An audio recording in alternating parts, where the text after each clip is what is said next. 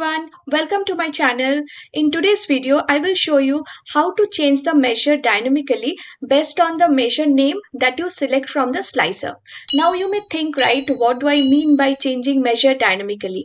Let me first show some example here. So see here, I have created a slicer which presents some measure names, total sales, profit, quantity, etc. And this is a line graph which is showing the measure by month. Now see here, when total sales is selected from the slicer, this line chart is also showing total sales data. If I change the slicer value to profit, the chart is also changing accordingly. The chart is no more showing total sales, it is showing profit by month data. If I change the slicer value to quantity, you see the chart is also showing me quantity related data. Now let me show you how you can implement this kind of scenario where you will have only one visualization and you can change the measure according to the slicer selection.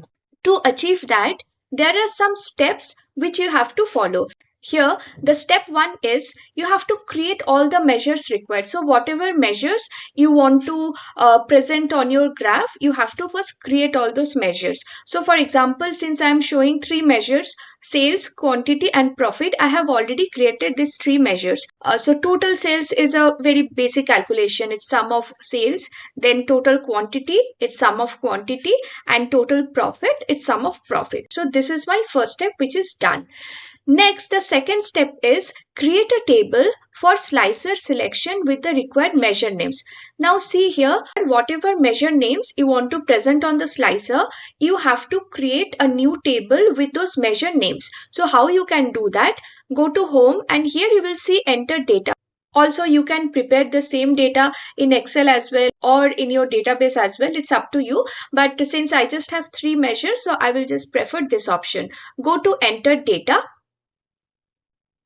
And see here, so my column name will be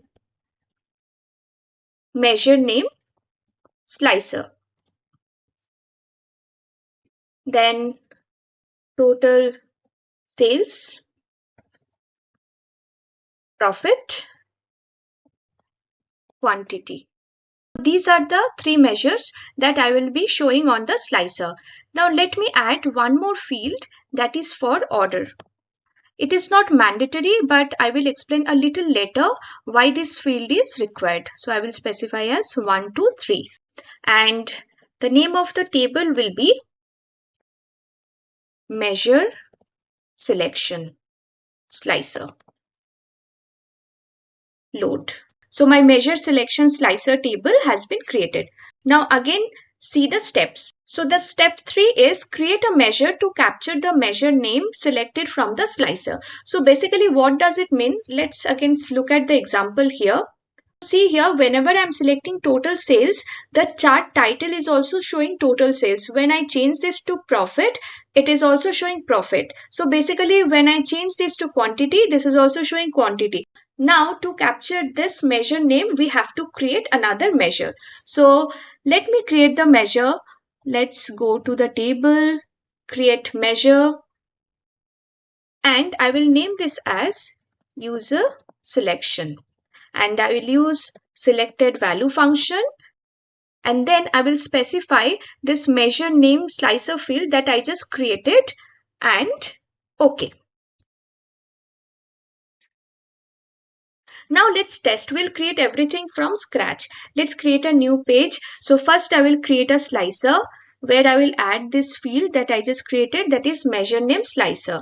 By default, this slicer value, it is sorting alphabetically, but I want to show total sales first, then profit, and then quantity. So this is the reason I created this order field. So what I have to do is I have to select this field, then sort by column, and I will select order. So based on the order value, the way I have set the order value as 1, 2, 3, now this measure values are also getting sorted accordingly. My slicer is ready. Now I will check if the user selection field is working properly or not.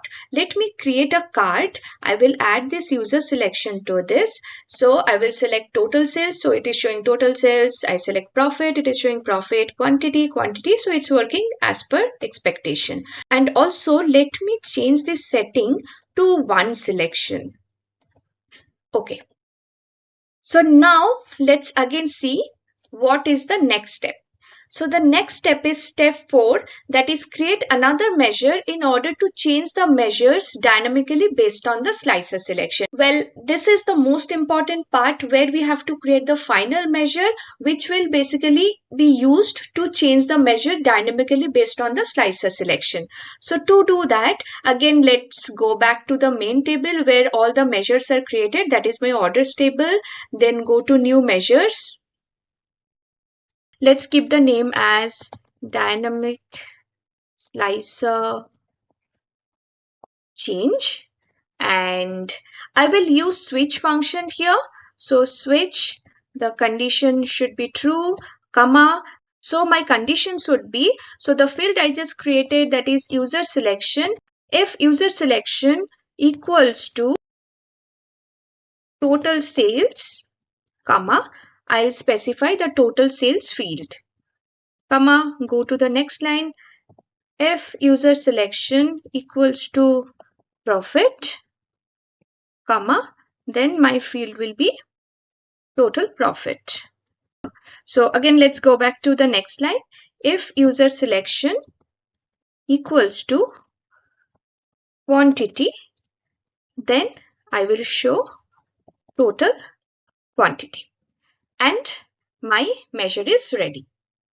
So one more very important thing you need to remember is whatever measure name I have specified in the table that I have created to capture the measure names, I need to make sure that I specified the same names over here. If I don't specify the same measure name in this calculation, this will not work. So based on the measure name, since I have to change the measures dynamically, so I need to make sure that the measure names I am specifying is correct. So now my final measure is ready. Now the step 5 is create the chart and add the newly created measure basically. So again, let's go back. Let me create a line graph. Let me take this line graph first. I will add month name. And then let me add the newly created measure. See here, right now quantity is selected and this is how it is showing. Let me change this to profit and this is changing. Let me change this to total sales, but this is changing. But I have to change the chart title so that it becomes very easy for the users to understand whether it is changing at all or not. To do that, what I have to do is select this visualization and then go to General and Title.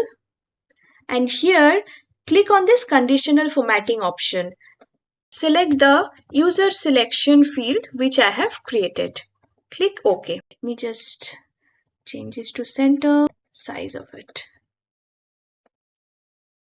Well, so you can see if I change this to profit, it is also changing accordingly. If I change this to quantity, the graph is also changing accordingly.